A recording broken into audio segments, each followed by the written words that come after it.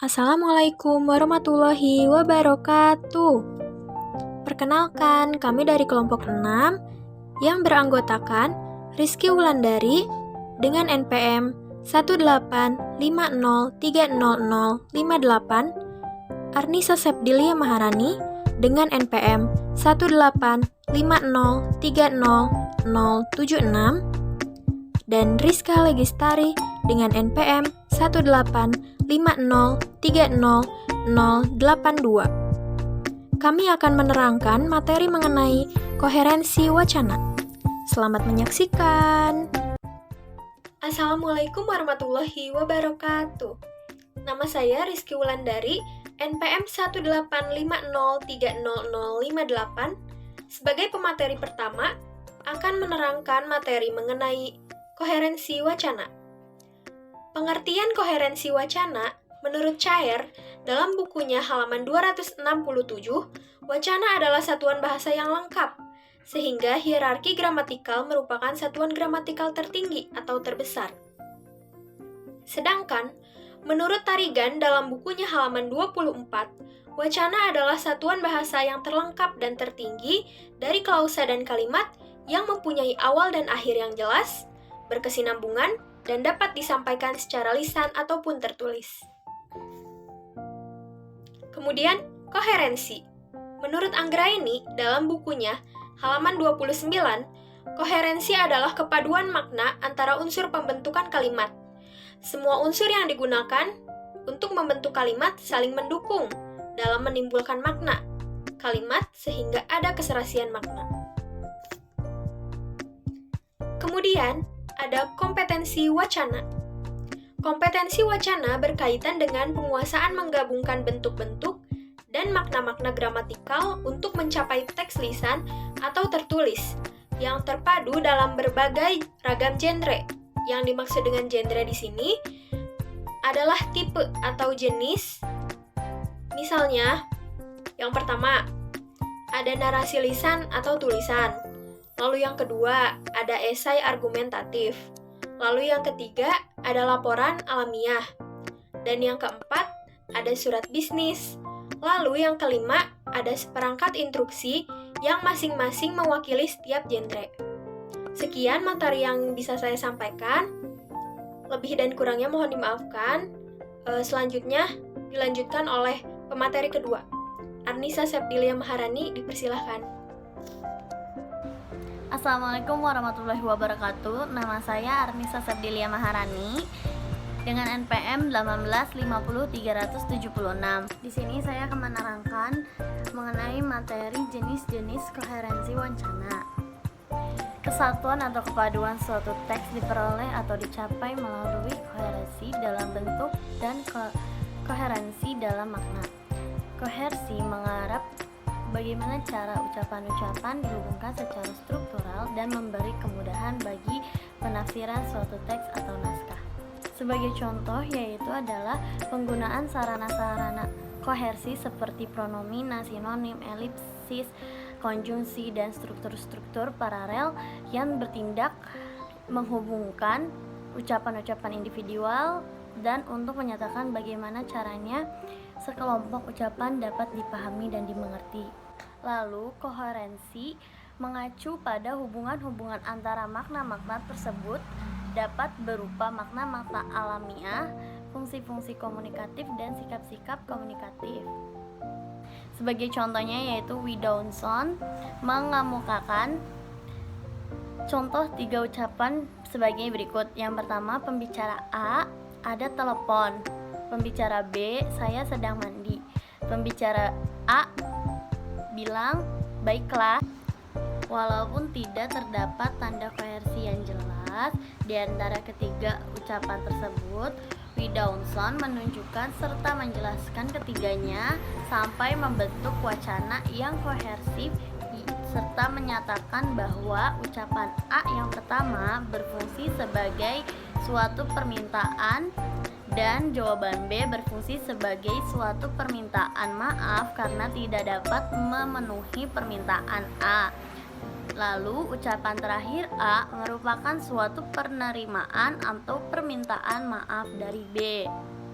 Lalu pembicaraan yang mendalami atau terperinci mengenai koherensi dikemukakan oleh Carolus tahun 1978 yang membedakan adanya 4 tipe atau meta rules atau juga disebut meta kaidah. Yang dimaksud itu adalah 1. Ulangan makna, yang kedua gerak maju makna, yang ketiga non kontradiksi, dan yang keempat relevasi makna. Yang pertama yaitu ulangan makna atau kesinambungan. Contohnya yaitu ada Rima bermain boneka, lalu ada juga boneka memainkan Rima. Nah, kalimat pertama pada contoh di atas yaitu berterima, sedangkan yang kedua itu tidak. Ini berarti ada kesesuaian makna antara kata bermain dengan boneka yang memang biasa dimainkan oleh anak perempuan. Sementara itu, untuk contoh kedua tidak berterima karena tidak ada kesesuaian makna yang terjalin antara kata memainkan dengan boneka. Dalam kalimat kedua, seharusnya yang dimainkan adalah boneka, bukan Rima. Yang kedua, gerak maju makna atau perkembangan. Menurut Zaimar dan Harahap, perkembangan itu harus disertai dengan penambahan unsur semantik yang selalu diperbarui. Hal ini akan tampak pada urutan kalimat yang digunakan maupun pada urutan sekuen. Untuk contoh dari gerak maju makna atau perkembangan dapat dilihat pada salin dia di sebelah, yaitu putih telur juga dinilai sebagai sumber protein yang baik karena mampu diserap tubuh secara sempurna, digunakan sebagai bahan pembentuk otot Anda. Dengan segala manfaat telur di atas, ternyata mengkonsumsi telur juga dapat membahayakan Anda jika dikonsumsi secara mentah. Departemen Kesehatan Inggris menyatakan bahwa mengkonsumsi telur mentah ataupun makanan yang mengandung telur tanpa proses pemasakan dapat mengakibatkan keracunan. Nah, dari wacana di atas memiliki koherensi yang baik. Dikatakan demikian karena dalam wacana tersebut selalu ada unsur semantik yang telah diperbaharui. Melalui wacana tersebut, kita tidak hanya mengetahui bahwa selain telur memiliki jumlah manfaat yang banyak bagi kesehatan, tapi juga pada kondisi tertentu telur bisa berdampak negatif bagi kesehatan kita jika mengkonsumsinya secara mentah. Sekian materi dari saya kembalikan kepada moderator. Assalamualaikum warahmatullahi wabarakatuh. Perkenalkan, nama saya Rizka Legistari Febri, NPM 185030082. Di sini saya akan menjelaskan materi tentang jenis koherensi wacana pada bagian ketiga dan keempat. Pada bagian ketiga yaitu terdapat non-kontradiksi. Menurut Carolus dalam Zaimar dan Harahap, bahwa untuk membuat sebuah wacana menjadi koheren tidak boleh ada kontradiksi di dalamnya. Oleh karena itu, dalam proses analisis perlu diperhatikan pola perkembangannya baik secara mikrostruktur maupun secara makrostruktur. Dalam wacana tidak boleh mengandung pertentangan antara unsur semantik dengan isi yang terdapat di bagian lain wacana itu. Dengan kata lain, non-kontradiksi untuk menandai kekonsistenan. Contoh, Rohmi adalah anak yang pintar dan taat beribadah. Sebagai anak tunggal, ia tidak pernah manja pada orang tuanya. Teman-temannya pun sangat senang bergaul dengannya. Hari ini adalah hari raya Idul Fitri. Pagi-pagi sekali setelah sarapan, ia sudah pergi bermain bersama teman-temannya hingga malam menjelang.